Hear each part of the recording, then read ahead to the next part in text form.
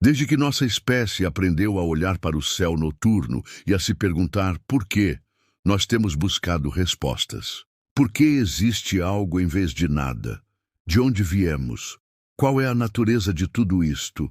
Essa busca pela compreensão é talvez a mais nobre de todas as jornadas humanas. E por milênios, para as questões mais grandiosas, a humanidade se contentou com uma resposta de 4 palavras. Uma resposta que parece explicar tudo, mas que, na verdade, não explica absolutamente nada. Foi Deus quem fez. Essa frase é o maior ponto final da história do pensamento. É o fim da curiosidade, o assassinato da investigação. É uma preguiça intelectual fantasiada de piedade. É o ato de olhar para a vastidão incompreensível e bela do cosmos, sentir um calafrio de ignorância, e em vez de arregaçar as mangas e começar o trabalho duro de investigar, simplesmente encolher os ombros e atribuir tudo a um agente mágico e invisível.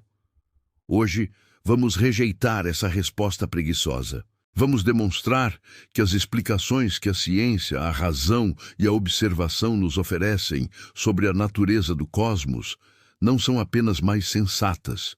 Elas são infinitamente mais elegantes, mais profundas e mais inspiradoras do que qualquer mito de criação já concebido. Vamos trocar o conto de fadas por uma epopeia. Vamos mostrar que o universo, quando explicado pela ciência, não perde seu encanto. Ele se torna 1000 vezes mais encantador. Comecemos pela maior de todas as perguntas. De onde veio o universo? A resposta religiosa consagrada no livro de Gênesis é a de uma simplicidade quase infantil. Havia o nada, a escuridão. E então, uma entidade pré-existente por razões desconhecidas decidiu criar. Ele disse, haja luz, e a luz apareceu. Em 6 dias de trabalho mágico, ele montou o céu, a terra, as plantas, os animais e finalmente o homem, como um oleiro moldando o barro. É uma história poética talvez, mas que não oferece nenhum mecanismo, nenhuma evidência, nenhuma capacidade de predição. É uma resposta que serve apenas para fechar a questão. Agora, contraste isso com a explicação que a ciência nos oferece. A teoria do Big Bang. A primeira coisa a entender é que o Big Bang não foi uma explosão, no sentido convencional, como uma bomba explodindo em um espaço vazio. Foi a expansão do próprio tecido do espaço-tempo a partir de um estado de densidade e temperatura quase infinitas. Há 13,8 bilhões de anos, todo o universo observável, toda a matéria, toda a energia, todo o espaço que hoje se estende por 93 bilhões de anos-luz, estava comprimido em um ponto menor que um átomo. Em uma fração infinitesimal do primeiro segundo, esse estado primordial passou por uma expansão exponencial, chamada inflação cósmica, crescendo de forma inimaginável. O universo era uma sopa superaquecida de partículas fundamentais. À medida que se expandia, ele esfriava. Após alguns minutos, o universo havia esfriado o suficiente para que prótons e nêutrons se unissem para formar os primeiros núcleos atômicos, principalmente hidrogênio e hélio. Mas ainda estava quente e opaco demais para que a luz pudesse viajar livremente. Por 380 mil anos, o universo foi uma névoa densa e brilhante de plasma. Então, ele atingiu uma temperatura crítica, permitindo que os elétrons fossem capturados pelos núcleos, formando os primeiros átomos estáveis. Nesse instante, o universo se tornou transparente. A luz que foi liberada naquele momento viajou livremente pelo cosmos desde então. E esta não é uma especulação poética. Hoje, nós podemos ver essa luz.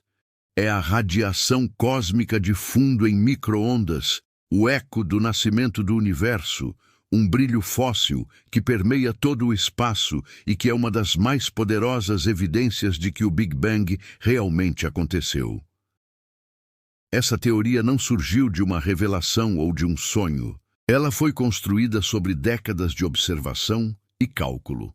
Ela é apoiada por múltiplas linhas de evidência independentes. A expansão observada do universo, confirmada pelo desvio para o vermelho da luz de galáxias distantes. A já mencionada radiação cósmica de fundo, que corresponde perfeitamente às previsões do modelo, e a abundância dos elementos leves no universo, que é exatamente a que a teoria prevê que teria sido forjada nos primeiros minutos. O Big Bang não é uma questão de fé, é a melhor e mais bem-sucedida explicação científica que temos para a origem e evolução do nosso universo. Neste ponto, o crente, sentindo-se ameaçado, geralmente faz a pergunta: mas o que havia antes do Big Bang? O que o causou? A resposta honesta da ciência é: ainda não sabemos com certeza. E essa é a beleza da ciência. A admissão da ignorância é o ponto de partida para a descoberta, não o ponto final. A ciência está trabalhando ativamente nessa fronteira, com hipóteses fascinantes como a teoria do multiverso ou modelos de universos cíclicos. A resposta religiosa, foi Deus, é o oposto. É a afirmação arrogante de um conhecimento que ninguém possui, uma forma de preencher uma lacuna em nosso saber com uma fantasia, e depois declarar a lacuna preenchida para sempre. Mas a história não termina com o nascimento do universo. De onde vieram as estrelas, os planetas e a matéria complexa da qual somos feitos? A resposta religiosa é, novamente, um ato mágico. No quarto dia, Deus criou o sol, a lua e as estrelas, e os colocou no firmamento, como lâmpadas em um teto. A explicação científica é uma sinfonia cósmica que se desenrola ao longo de bilhões de anos, regida por uma única e elegante força: a gravidade. Após o Big Bang, o universo era preenchido por vastas e rarefeitas nuvens de hidrogênio e hélio. A gravidade, a atração mútua de toda a matéria, começou seu trabalho paciente. Ao longo de centenas de milhões de anos, ela lentamente puxou essas nuvens para si mesmas, criando bolsões cada vez mais densos.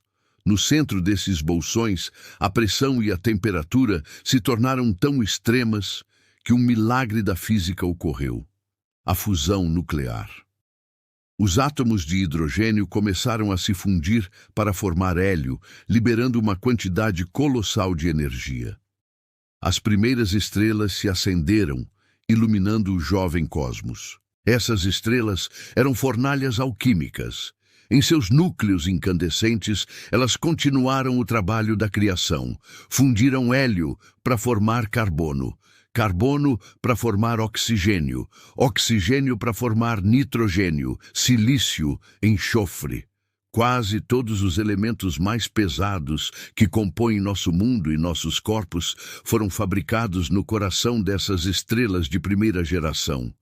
Mas como esses elementos saíram de lá e vieram parar aqui? Através da morte. As estrelas mais massivas, ao esgotarem seu combustível nuclear, não morrem em silêncio. Elas explodem em eventos de uma violência inimaginável, as supernovas.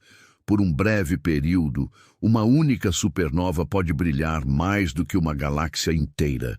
Essa explosão não é apenas um espetáculo, é o mecanismo de distribuição da vida.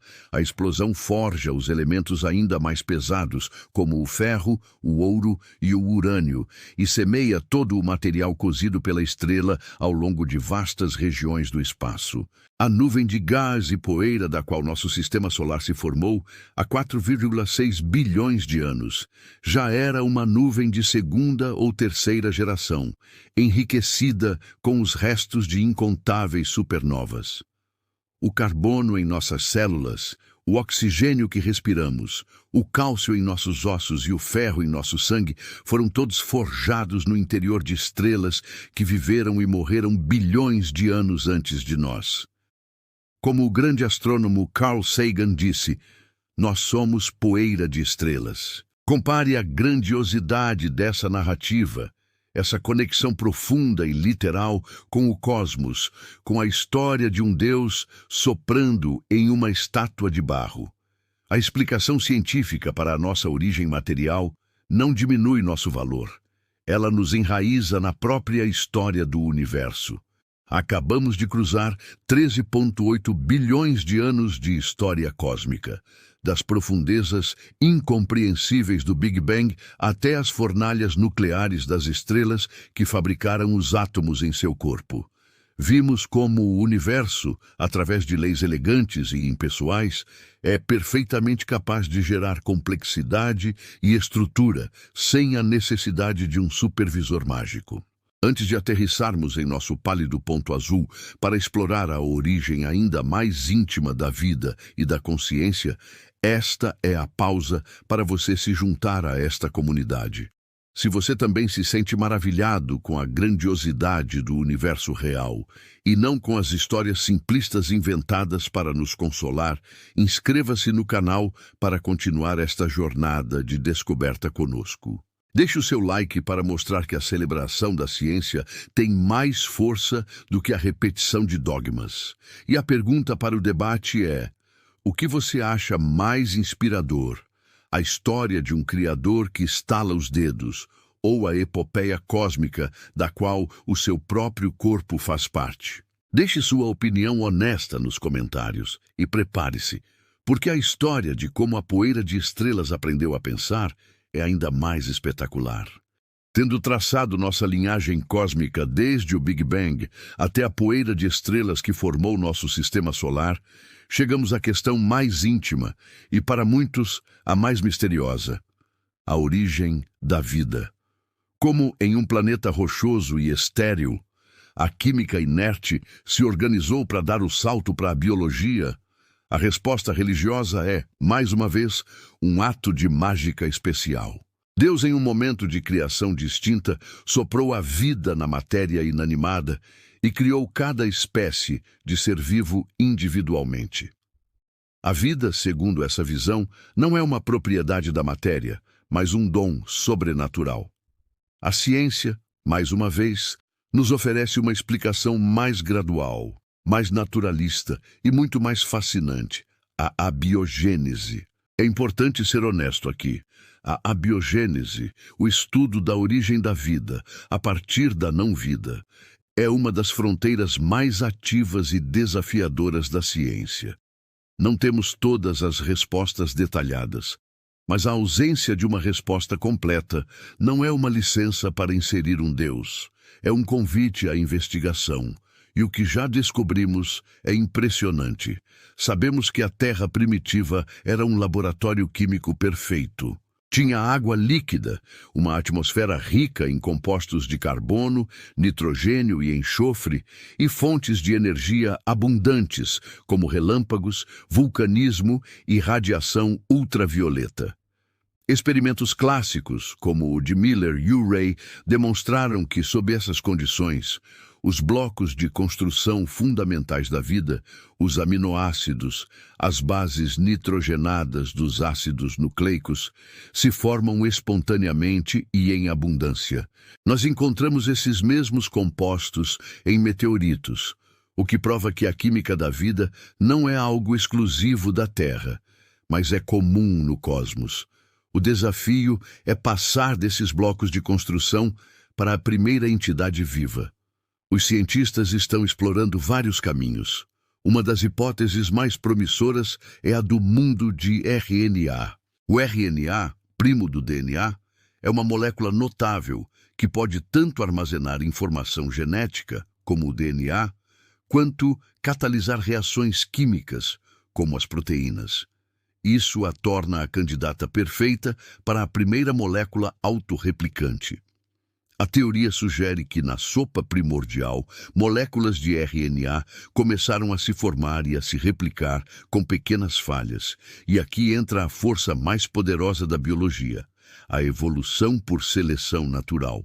Uma vez que você tem um replicador imperfeito em um ambiente com recursos limitados, a evolução é inevitável.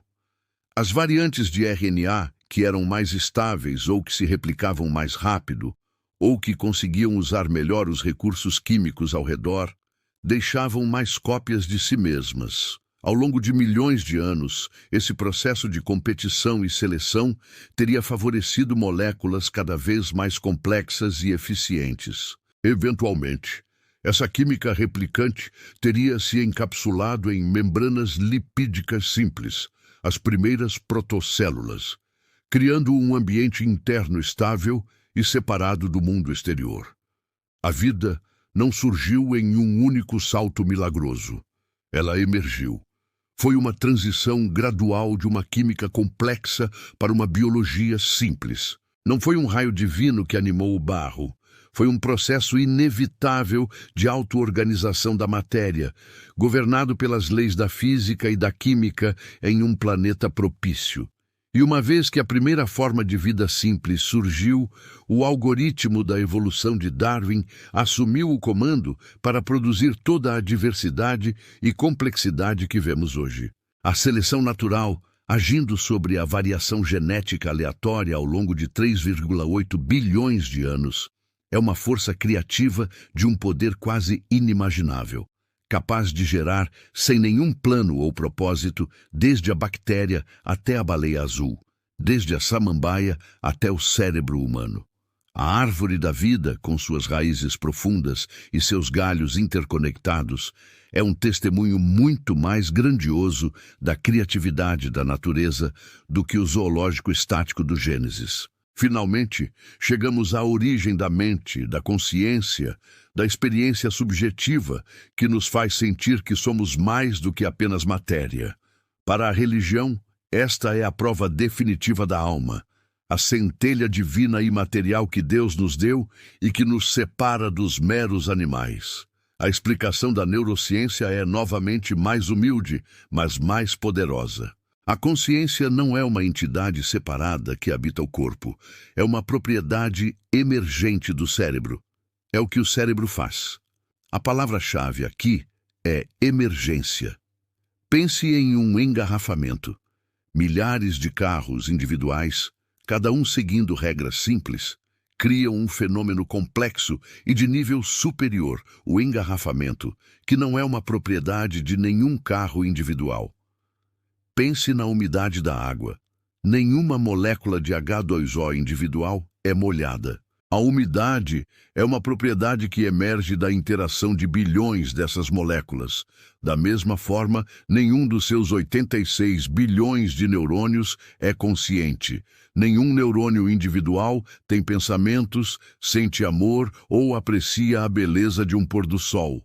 Mas a interação incrivelmente complexa e em alta velocidade de todos esses neurônios, processando informações, criando modelos do mundo e de si mesmos, é a consciência. Nossa mente é a sinfonia que emerge da orquestra de nosso cérebro. A evidência para essa visão materialista é esmagadora. Lesões em áreas específicas do cérebro podem alterar drasticamente a personalidade, a memória e a capacidade de raciocinar. Substâncias químicas podem induzir experiências místicas ou estados de profunda depressão.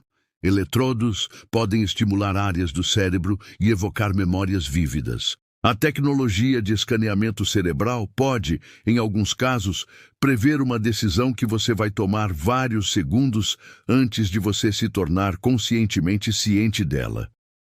Tudo isso aponta para uma conclusão inescapável. A mente não é um fantasma na máquina.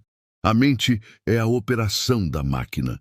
Chegamos então ao final de nossa jornada e nos deparamos com duas visões de mundo radicalmente diferentes. De um lado, o universo da religião, um universo pequeno, jovem, criado por um artesão sobrenatural, com um foco obsessivo em uma espécie de primata em um pequeno planeta. Um universo onde as respostas para as maiores questões são dadas de antemão, exigindo não investigação, mas obediência. É um universo que, em última análise, é uma projeção de nossas próprias esperanças e medos, do nosso desejo por um pai cósmico. Do outro lado, o universo da ciência, um universo de uma vastidão e antiguidade que humilham nossa imaginação. Um universo que não foi feito para nós, o que torna nossa breve existência nele ainda mais extraordinária e preciosa. Um universo onde somos o produto de uma cadeia ininterrupta de eventos cósmicos e biológicos que se estende por 13,8 bilhões de anos. Um universo onde as respostas não são dadas, mas descobertas, através da ferramenta mais poderosa que ele já produziu, a mente humana. A resposta foi Deus. É um tranquilizante para a curiosidade. É uma porta fechada. A investigação científica é uma porta aberta para uma realidade infinitamente mais complexa, sutil e bela do que qualquer mito antigo poderia ter sonhado. A escolha é sua. Viver em um pequeno quarto mobiliado, com certezas confortáveis, ou sair para explorar o cosmos infinito com a única bagagem que você realmente precisa, a coragem de dizer, eu não sei, mas estou disposto a descobrir. Se você prefere a beleza desafiadora da realidade às fábulas confortáveis do passado, o seu lugar é aqui. Inscreva-se para continuar a desvendar o universo conosco, uma grande questão de cada vez. Deixe o seu like se você acredita que a ciência e a razão são as ferramentas mais poderosas que temos para iluminar o nosso caminho. Use os comentários para nos dizer o que você pensa. Qual dessas duas visões de universo realmente engrandece a experiência humana? E, por fim, compartilhe este vídeo. Ajude a mostrar a alguém que a renúncia a um Deus não leva a um mundo cinzento e sem sentido, mas abre as portas para um universo muito mais majestoso do que qualquer religião jamais ousou imaginar.